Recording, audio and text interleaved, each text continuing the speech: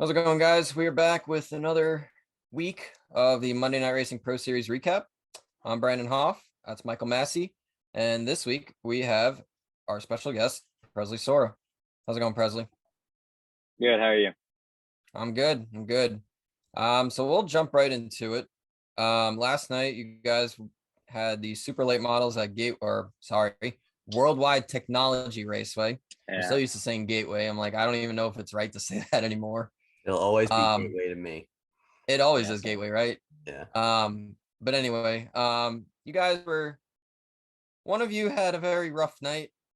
Uh, where'd you finish, Presley? I know we're gonna go into your recap, but where'd you finish? I finished 10th. It was good in the Okay. end, but it was rough getting there.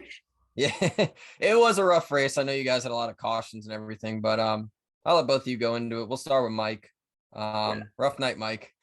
Rough night indeed. Well, first off, I just want to say we got the points leader. It's the Yeah, Michael the Racing points leader. points leader right here. Current rookie of the year candidate as well. Yeah. I don't think they actually award that, but so don't get your They hopes should. up. But if they did, you'd be the prime candidate, I imagine. 2 wins already on the year, right? Yeah. 2 wins. Okay. Yeah. So rolling right along, making the rest of us look bad. But yeah, so last night at Gateway, it also threw me off when they kept saying St. Louis when they were racing there. Not in St. Louis. Yeah. Yeah. It's Gateway, not St. Louis. But yeah, so started the race, everything's looking fine. Just ready, long race. So I'm thinking I'll just bide my time, take care of the tires. All of a sudden, around lap 8, the other cars start disappearing on my screen. And yeah, next thing you know, I get a warning for race control. So 27 internet issues. Next thing you know, my internet's just out completely. I'm completely gone from the session. And tried everything, tried getting like unplugging it and plugging it back in, and the internet router, and talking to my landlord about it. It was like a good 20 to 30 minutes of just nothing, no internet at all. And there wasn't a storm, it made no sense to why it was out at all. I would bash the company, but I won't bring myself to that low. So yeah, Best not to. I was keeping tabs on the race during that, and I noticed. So I'm thinking, night's over. There's no point. It's been out this long. There's no point me even jumping back on. The race would be so far in. By the time the internet comes back, I look, and there's been so many wrecks in that first part of the race that they're only like 30 laps in. And I'm thinking, if they keep wrecking this much, there's a rule where if there's internet issues, you can get unlimited waiver rounds. So I'm thinking, if they keep wrecking this much, I'm only 25 laps down. Maybe there's a little chance I could get all these laps back, right? So I rush on there so fast, not really thinking about like where I'm entering the track or anything. I enter right in front of the lead pack. It couldn't have been worse timing on my part. And so like I pull down and let the first couple of guys go by. But the problem is when you slow down for these guys to go by, these guys catch you. So I just hugging the white line, and Roger Caruth is going around my outside, and David Schillhouse is coming up on me, and I tuck below the apron, and he says there's no contact, but there was something. It looked like it. There was something that sent me around, and I believe I went up into your guy Brandon Nick Olson. Yeah. Yeah. I told Nick, I said they're wrecking. And there was literally just nothing he could have done. I mean, it looked like David hit you from what I saw. I mean, they called the wreck on him, didn't they? Or they rescinded that? They did, and then they rescinded it. Okay. Yeah, they rescinded it. I mean, I don't blame him for it. I think, I was going slower because I was just trying to let people go by. I was also scared that my internet would still hiccup when I was beside somebody and like I Yeah. would take them out. So I was just really trying to let them to go by as fast as possible and then just kind of fill in behind and just ride. And I I guess the speed differential. I like Schildhouse, so I don't want to like dunk on him or anything. I don't think he did anything wrong. I think he should have gone high, I guess. I was giving him the outside. I don't know. It's just a mistake. It was just bad circumstances. I It feel really like. was just all. But the funny thing is that when you re-entered the track, I think it was like what lap 4 was it, lap 40 or something like that. I think I ran like the first 10 laps. And I was 25 laps down.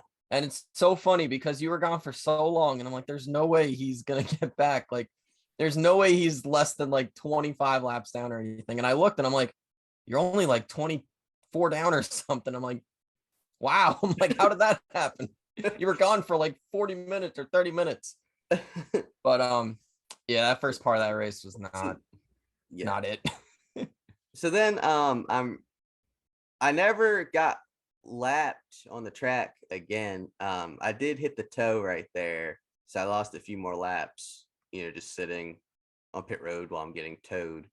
And then I'm just riding out the race. I'm getting free passes as we get cautions. And then each time I'm trying to ask for EOLs at sometimes so that I can just restart the back, take it easy, stay out of everybody's way, not cause incidents. And there was one time I didn't ask for an EOL because I didn't really think there was anybody behind me except for like one car. What I didn't realize was that Adam Cabot and Roger Carruth had come flying up at the last second. There's a big checkup on the restart. This was very late in the race, probably within the last 10 laps or so. And so they get there's a big checkup, and the two of them don't really slow down for the checkup. So all of a sudden I've got them side by side behind me, full head of speed. Cabot dive bombs me. The broadcast blamed me for it, but they didn't back up enough to show that he really kind of dive bombed me, and sent me up into, well, I didn't want to get wrecked, so I moved up. Raj was there. I wrecked Roger Cruz as a result. Yeah, so I don't know. The broadcast kind of bashed me for that one, but they need to hear both sides of the story. That's my little critique on them. Ask for both sides of the story next time. There's always 3 sides to the story, and I agree. They presented like 1.5. So yeah. Anyways, I picked up 3 positions while I was out there logging laps. Hey, So, points. It's something, exactly. Got 3 points, I guess. Yep. So there you go. 32nd place, 24 laps down at the end of it. So through all that, I got 1 lap back, I think. Laps back. I felt like you passed the pace car a lot more than that, though. It felt like it, but It felt like a lot more than whatever 25 laps down. Like I felt like when I looked at the leaderboard like later in the race, I'm like, oh, you got to be at least like 15 down now, and it just never went down. yeah. Yeah, I feel like I saw you getting your lap back a lot too. Yeah, I guess because when I got towed, so I guess I would have gotten lapped the 26th time when they came by me, 26 or 27, Yeah. something like that. And then when I got towed, I must have lost, I don't know, Probably like 3 laps. Yeah. So then I got 6 wave rounds, I guess, something like that. Okay, that makes sense. I That mean, sounds about right. there were a lot of cautions, so it's like maybe that's why, but like, I don't know. But So it's all worth it if I get the Toby Christie DoorDash $25 gift card. right. The last car running is supposed to get that. And I was the last car running. The cars behind me either got disqualified or did not finish.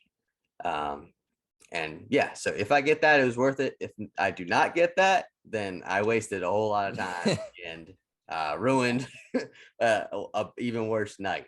So yeah, that was my. I guess you'll know what, like today or tomorrow if you got it. Yeah, we'll see. We'll see. So on the flip side, we had another guy that he was also involved in some incidents, but still managed to get that top 10. Presley, how was your race? Yeah, well, I was pretty quick in practice, and I thought I'd be pretty good in qualifying, and my laps felt great. They were just slow for whatever reason. I qualified like 14th, I think, and I mean, I was confident with my laps. Like they felt good both ends of the track, and I came around in the stripe, and it was like a tenth off of where I wanted to be. And I was like, wow, that felt really good. I don't know how I'm that far off, but I ended up starting 14th, and I was right beside Raja. So my plan was either if he gets ahead of me, just follow him through the pack, or if I get ahead of him, push my way through the pack for both of us. And we started doing that. You know, I think we had what, like a eight to 10 lap green flag run to start it, I think. Something like that. And Yeah. yeah, and we were making our way forward. We've moved up a few spots in the top 10, and everything was going good. Then we got those yellows, and kind of got bounced around a couple times. So I never got wrecked. And then the pit strategy stuff started happening, where some guys were getting off cycle and pitting early. I want to say Landon pitted super early in that race, and I don't know if he thought he could make it to the end or what, but some of those guys, they pit early, and the rest of We us gotta stayed get back out. to him a little bit later. We gotta get back to Yeah. Landon later on. Oh yeah. There's some more that goes with him, but Yeah, there's a lot. yeah, more than some. But yeah, we were running good. Raja and I stayed nose to tail the whole way through the pack, and we ended up getting up. Probably we got at least a second and third, but then Garrett hit in front of us, Garrett Smithley, and I think it was lap around 49. And I guess actually by this point, Michael, you had already had your deal where you came back up on the track, and I was right behind David when that happened. And oh, that was scary. I thought I was going to get collected in that, and I I think it was a good call for him to go racing deal on that. I mean, you were off pace compared to the leaders, and then David could have gone high to avoid you. So it was, I mean, neither did anything wrong. It was just kind of racing circumstances.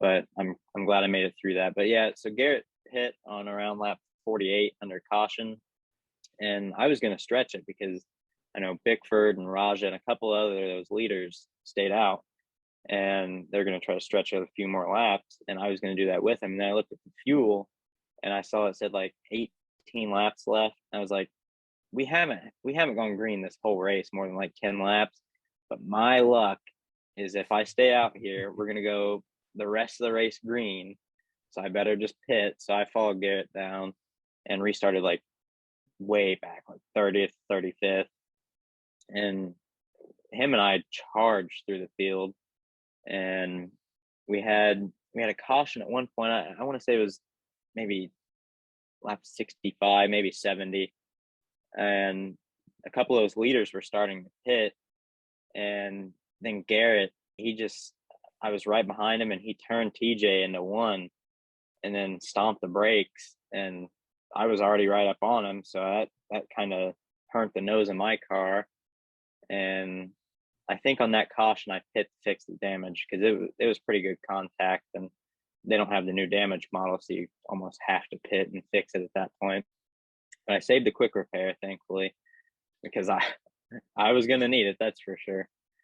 And I restarted probably 30th, 35th again after that, after getting all the damage fixed. And then they had the issue with the wave arounds being a lap too early. So they had the EOL, all those guys. So that kind of prolonged that. But I think it was the next restart after that. I was top of 3 with, I think it was Josh Slate and Dakota. I know Dakota Curtis was in the middle, and Dakota just misjudged it. He apologized, so I'm not worried about that at all. But he misjudged it into 3 and went, kind of straight into the turn while I was at his quarter panel, and it pitched my car straight into the fence, and I rode up on the wall 2 wheels, and I got it back on all 4s and drove it to the pits and took my quick repair. And then that's when I drove back through the field, and the broadcast actually interviewed me after that happened during the race. And I told him, I said, I'm gunning for a top 10 because I'm going for the regular season title. and I got it in the end. But on the next restart after that, I got on the brakes to avoid a couple of cars getting loose and up on the restarts, which were a mess last night. All the checks, but yeah, so I let up and then got hit in the back and turned and a bunch more damage. But I drove that from, I think, about 31st up to 10th. I think I made the pass for 10th on the green white checkered with 2 laps to go, and then I kind of held on, did some defending to hold that spot. But yeah, I mean, that was my goal. I just needed a good top 10 finish just to kind of manage that gap in points and hold my spot, because we've only got 2 races left. So I need a decent gap so I can have a buffer for these next 2. Yeah. That's impressive, won't lie. Because with all the cautions, it's like it makes it tough to get through the field without any either strategy or something. But you know, especially like I think the last like 40 laps of that race, or after the green flag cycle, I think you guys had like maybe the longest run of like 4 laps, 5 laps, something like that. Probably. It Yeah, was bad. Like just to go from to go from the back like that to gain like 20 spots, it's really impressive. So no, you did well. You know, I've been watching all season and you've been doing really well. So, you know, something to build off of, right? Yeah. Oh yeah. It's definitely. good to be disappointed with 10th. Yeah. I mean, with where I was with 15, 20 laps to go, I would have taken 10th gladly. So Yeah. I was quick enough to probably win, or at least podium top 5. But given the circumstances of the last half of the race, 10th is about as good as I could have hoped for. Hey, at least it looks cool. You up on the wall, just Yeah. I thought Kyle Larson went high, but that's really made high. for some cool screenshots. Yeah. Yeah. We didn't even say who won the race or anything, did we? Oh, we didn't, did we? Yeah. No, didn't. Who did? Who did? Will, wasn't Will it? I think it Rogers. was Will. Will Rogers. Oh my goodness. Yeah. I drew a blank there. I'm like, wait, who won? I was gonna say George, and I'm like, wait, no, George got passed. And then he was they up had there that whole though wreck. with 5 or 6 laps left. He was up there, I think, leading at one point. He was, yeah. My guy Nick, he finished second. And I remember I told Nick, I'm like, Nick, for where you were running, don't do anything dumb. Just try to finish up there. He's like, all right. And he didn't get the greatest start. And then he got bailed out because there was a wreck behind him. Robbie was running third, and Leighton, I guess, got into him coming out of 2 and spun him towards the inside wall. And that kind of saved Nick a little bit because it gave him a little buffer. But yeah, no, Will had a good race. I think he was up there pretty much all night. I don't really know where he was running exactly. I just know he was one of the front runners. Usually is when it's him, but yeah, I think it was his first win. He was blocking. Yeah, I think the crazy thing is I think it was his first win since like season 2 or season 3. Which is just crazy because he's always up front. He's always running well. So, And the crazy thing is he's a really good road course racer. So you would think on one of the road courses he would have captured something. But I know Shane's been up there. Bickford, I think did Bickford win one of the road courses recently? Was that Van Gisbergen at Watkins Glen? I think Bickford won Watkins Glen with the Pro 2s, and right. Okay. Gisbergen finished second in that, I'm pretty sure. Okay. Yeah, but I know Will, like anywhere you go, even in real life, like he's so good on the road courses. Mm-hmm. Ever since like that Infineon or Sonoma race back in K&N like years ago, everybody's like, keep an eye on this Will Rogers guy on the road courses and even on the sim and in real life. So for sure, good for him finally get a win. So we should talk about the Landon Huffman deal a little bit. You guys can go I don't even really know what happened in that. I was too far back. Well, we had 2 instances last night of intent wrecking. Yeah. I don't know if you guys saw it, but the first one I saw was from Raja and Garrett. That was up front. I didn't see that one. Okay. Raja and Garrett went at it right before a caution. Garrett blocked Raja on the backstretch all the way to the grass. Didn't have a nose on him. You knew that was going to end ugly. So under caution, Raja goes into turn 1, doesn't even lift, and just full throttles Garrett. Garrett goes like head on into the wall, 2 wheels, night's over. And yeah, needless to say, Garrett was not happy. He was not happy. No, his car was it was crab walking a little bit, and I could tell that that was not going to end great. And I know Raja got a penalty for that, so hey, rightfully so. You know, it's he didn't even do it under green. For him to do it under caution, and I mean, he ended both of their races. I don't even think Raja got back up there, but well, I might have dealt him the finishing blow there at the end then. oh well. But it sounds like he should have gotten disqualified anyways, because I thought that's what it was. If you intent wreck, you get DQ'd. Yeah. Because that was definitely intentional. Like I was watching it. Like I know when I was watching Nick, he was literally right behind them. And I literally tell Nick, I'm like, watch out. These two are going to wreck each other. And sure enough, literally the next lap, intent wreck under caution. But I would think Raja should have gotten DQ'd, but you know. Yeah. But now the Landon thing. Yeah. Who wants to explain that? I was too far back. I saw him fly past me to go get him. That's about all I saw from that. Yeah, I didn't really even see the wreck. Who was it? Bailey? Yeah, I think so. That I guess he hit. I think he did wreck Landon. I don't know if it was intentional or really. I didn't really see it, so I can't comment on that. I just know that I think Landon was justified in being angry and wanting retaliation. The way he went about it might have not been the right way. But yeah, so he went up and cut in front of him. Well, he passed it seemed like he passed more cars than were in the race to get up to him. He was determined. And he comes up and cuts him off and then just drives up on the side of him and stuff. It was wild looking. And he did get disqualified. And then he got interviewed by the broadcast and basically rage quit the league in the interview and said there were only 4 talented drivers in the league. So I didn't hear that. I wish he would have named them. I want to know who they are. Yeah, right. I know.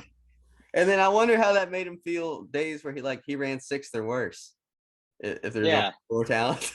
So I don't know. He seems like a good dude. I think he just got heated. I like him and like watching what he does in the late models and stuff like that. Yeah. But yeah, I guess won't be in the league anymore. So it was definitely a move to interview him after all that. That's not something I would have done, but no, that's pretty bold there. I didn't realize that they interviewed him. I just knew what happened after. I didn't realize they interviewed him. That's kind of surprising actually, because obviously he's not happy if he just went up and junked someone under yellow. So that's I think maybe kind of weird. I think maybe because it was Blake in the booth. Yeah. And Blake and him are buddies, so he's like, let me talk to my buddy, see what he's got going on here. Let me talk to him while he's super mad. Yeah. He didn't think that one through, I guess, but it is what it is. Landon, I think, well, Landon's season has kind of gone downhill since that last lap at Eldora. It seems like he has not had the best of luck. When he got slid by was that Bickford, and then Kennan got the win. Oh yeah. It's like nothing's gone right for him in the 3 races since. So he's probably a little frustrated, and it just boiled over, I guess, to last night, and I guess he's gone. But on a brighter note, Presley, you are, as Mike said before, the points leader. You have 2 wins this year. You are the defending Road to Glory champion. Well, even though Road to Glory does not exist anymore, you are the champion. One and only. The one and only Road to Glory champion. That's something you can always say. You've been on iRacing a little bit. You're a regular, I would say, on there. So just talk about your experience really in MNR, how it started on iRacing for you, any real life thing you do, and really how it feels to race against all these industry guys. Just being, a casual iRacer, one of those guys that just logs on every day and starts doing races, and now here you are, big time Monday Night Racing with all these NASCAR industry guys, and take it away. Well, first off, you're in high school now, right? Like you just graduated? Well, just graduated. You just a few weeks ago. Look at that. Yep. That's impressive. Congrats. Yeah. Yeah. So I started out, I guess my racing started out in Pinewood Derby in Cub Scouts. and Wow. I won. Hey, I won my first ever Pinewood Derby too. But Look at that. It was meant to be then. yeah, yeah. From that point on, it just kept getting bigger and bigger. But so we did that, and we did Soapbox Derby. There's a big Soapbox Derby track, like purpose built Soapbox Derby track in Indianapolis, and so we did that. And my brother and I were the first ever co-rookie of the years in that. So we did pretty well. We didn't win, but we did good enough to get rookie of the year. And there was a lot of competitors in it. But from that point on, I did karts out in Indianapolis at IMS. I did that for a few years, and won a bunch in that too. There's a cool picture of me with the checkered flag doing a victory lap in my cart with the pagoda in the background. It's so cool. But and then after that, I moved into iRacing. I started in the NASCAR Ignite series, which I don't think many people really remember that series that much, but it was kind of the Coke series for the big boys. And then I think it was 13 to 16-year-olds ran the NASCAR Ignite series. And I ran that in 2018. I didn't have my own rig, and I had to travel about an hour, 15 minutes probably to use someone else's rig for that. Jeez. Yep. Wow. I got about an hour of practice before every night, and I think the races are on Wednesday evenings. So I got an hour of practice with the car and the track, and I think my first ever race, and I finished 7th out of like 14. I think we're in the split. So I mean, that's top half. We're only an hour of practice, first time on sim like that. Right. So I think I ended up 62nd in points in the first season of Ignite, and you need to be top 50 to make playoffs. But there was like 500 plus people that were in it. So I mean, 61st, 62nd, wherever I ended up, that's pretty good for only an hour of practice every week. Yeah. Just missing the playoffs. But then the next year I did it again, but this time with my own rig. So this would have been 2019. So I got my own rig, and I was racing consistently on iRacing at this point. And I made the playoffs. Then I made the top 30, like championship shootout. And it was crazy how they did it. They did the top 30 in points from the year, went, all out, one race, winner take all, 10 grand, and a late model test for the winner. Well, when you put 13 to 16-year-olds out there and tell them that there's 10 grand on the line in the races, Martinsville, that doesn't end too good. No, it does not. But no. But I think I finished like 19th in that race. I ended up getting wrecked with like 20 or so to go. But I mean, still 19th out of how many people were actually in it. I was happy with that. And I mean, after all, I made the playoffs and all. Then after that, I just started out with, official racing and getting my I rating up. And it was really, really low at one point. Like I was not high I rating at all. And I started building it up pretty quickly, got up to 5K after I started trying like hard to get the I rating up. And then I was getting in, more talented races. And as soon as you get in races on iRacing, like official races with the higher up people, like that's when you start getting better. Like once I got into those top split races and I was up against guys like Malik and Casey and all those Coke guys, then I started improving too, because if I was racing with them, so I kind of had to get better in that aspect. But yeah, so then I did little league races outside of that, and nothing super big, but I won a couple like special events on iRacing, but they weren't top split. I won the open setup Indy 500 in 2020, but I'm not sure what split it was. But I mean, I'll take any split of that race. A win's a win. Yeah, exactly. And then 2021, I won the NIS Fixed Daytona 500, which it was second split. It was like 5,300 strength field. So I think that may be one of my biggest like I rating wins on here. But yeah, so I did other league races, the special event like 24 hours with the High Side Motorsports guys, and we've I think we finished top 5 in the last 3 or 4 that we've done. So hopefully that continues in Spa in about 3 weeks, because that's coming up. That's my favorite race. But yeah, then with M&R, I actually, I guess it started with Anthony's league, ERL. And I can't remember what season number it was. It was like season 2 or season 3. And I finished 3rd in the point standings. And that was good given the field. I mean, there were guys like, I think the champion was Connor Horn, Colton Salick was up there, Donovan Strauss was in at Breyer. It was fast guys, so I was really happy with 3rd in that. And then the next season rolled around, and by this point, I knew what Monday Night Racing was. I really wanted to get in it. Like that was the goal, Monday Night Racing. And I probably, because I used to have a different Twitter account, and then they got suspended because I updated my birthday info, and they suspended my account for some stupid reason. I had to make a new account. But I think on the old account, I tweeted, I was like, hey, how do you get in this? And no response. And because, I have no job in racing. So, that's kind of what qualifies you into Monday Night Racing. So then Alfredo's next season of his league came up, and they said, champion moves on to Monday Night Racing. I was like, okay, here we go. So I got in that, and every single week it was me and Adam Cabot. I swear that guy is the most even person on iRacing with me. Our speed, no matter what car, track, every race that we do, we're almost dead even on speed all the time.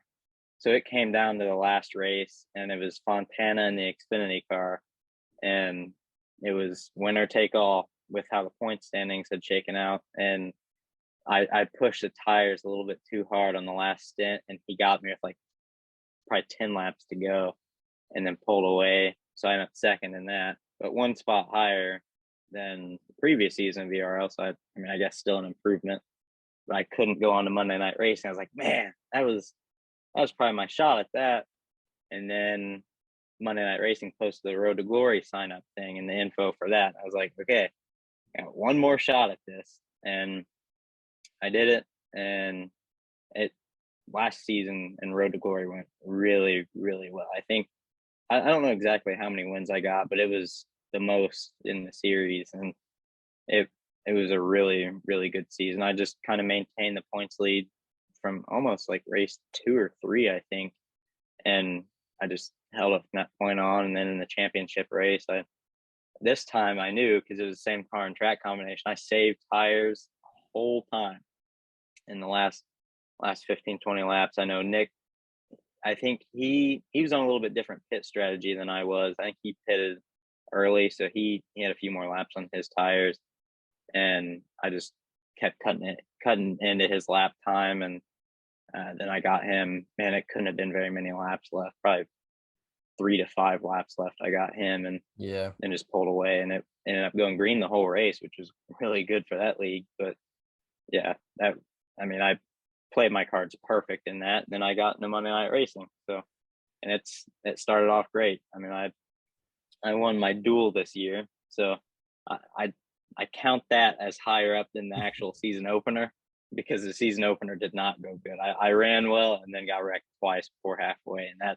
that instantly took me out of that. But then I won the MX5s at Martinsville, and since then it's been a good year. I've knocked off some top 10s, another win at Texas, and just held the points lead and really extended the gap every week. So I'm in a pretty good position to hopefully win the regular season title in a couple weeks. I know we've got Xfinity at Charlotte next week, and then I think an off week, and then Michigan with the trucks, and that'll be what decides it. I have a 16-point lead, so hopefully I can just maintain that, just have decent runs. Although next week, I'd really like to win next week. But if I can just maintain that gap and close off that regular season title and get, I think it's 5 more playoff points for winning that. If I can do that, I'll be happy. I'll start out with pretty good buffer in the playoffs, and really that's my goal. I want to hopefully be able to almost have a bye in the first round, so I don't really have to worry about the carnage that's probably going to happen. So hopefully I can advance to the championship 4. Yeah, if it's based off any other season, the first round is going to be a little bit sketch, I would say.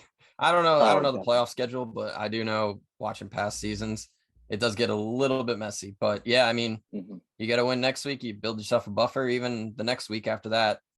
If you get these 2 wins, you pretty much have the regular season title wrapped up. So, hey, that'd be a great thing going into the playoffs, not having to worry at all. It's like real life back in what year was that? It's like 2017 when Martin Truex had like that Oh, 60 playoff points or whatever. Stunk. yeah, It's like that. Like you wouldn't even have to worry about round 1. Maybe even yeah. around, well, I don't know if playoff points carry over or anything like that Hmm. from round to round here. But it's like that'd be great. Just even one round of like a few races, like, Yeah. that's huge. But yeah, I mean, if they gave out a rookie of the year award, I'm pretty sure Presley would probably be running away with it right now. But Yeah. you spoke about briefly next week. As he mentioned, it is the Xfinity car at Charlotte, a fairly conventional race. Nothing too out of the ordinary from what we normally see in real life racing. What are we thinking? Who are we thinking is going to be up there? I'll let you start, Mike. What do you think? Well, I see the confidence right there and just how I much was he gonna say, wants to close it out. I gotta pick Presley to win next week. And let's start a trend of if you come on the show, you win. So then more people Sounds will good. come on the show. We'll be the good luck charms. for real.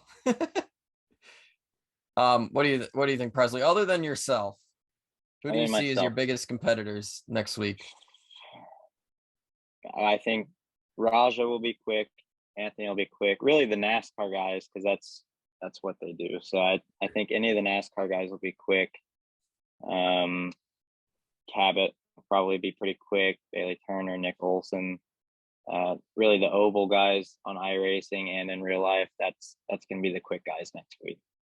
Yeah, I would agree. I mean, I don't really know if I could pick one winner. You'll be up there. I know you will. Like you said, the NASCAR guys will probably be up there. You'll probably have maybe somebody like, I don't know, if Van Gisbergen races, which he doesn't normally race on a consistent basis. He might be up there because he seems to grasp onto this league really quick, even though he could be a wrecking ball like last night. He's hit or miss, literally. It literally is. Colin Fern, he's another one I forgot about. Yeah, If he races, he'll be up there. I forgot about him too. Yeah, he'll be quick. Yeah. So I mean, it's gonna be fun. I like seeing the conventional races in this league, just to see, where everybody kind of stacks up. Not kind of these, funky car and track combos where it's like a wild card where it's like, oh yeah, you can't do this one thing or else, you're done. It's like it's a conventional race where it's just straight up racing. You do what you got to do, and that is it. Um, but yeah, that's what we think for next week. Any closing thoughts, guys? Nah, we're getting the 1 minute warning. So yeah, we'll We we'll thank see you Presley for coming on. Thanks for Thanks so coming on, much. Presley. We Yep, no problem. Thanks for having me. yeah, no problem. It was fun having you. We look forward to watching you the rest of the season. Hopefully you'll be able to hold on to that points lead, capture the regular season title, and hey, who knows? Maybe you can win the title, right? That'd be nice. Yeah, it'd be 2 in a row. That'd be Yeah, impressive, that's for sure. But yeah, it would. yeah. For Brandon Hauff, Michael Massie, that's Presley Sorah. See you guys next week.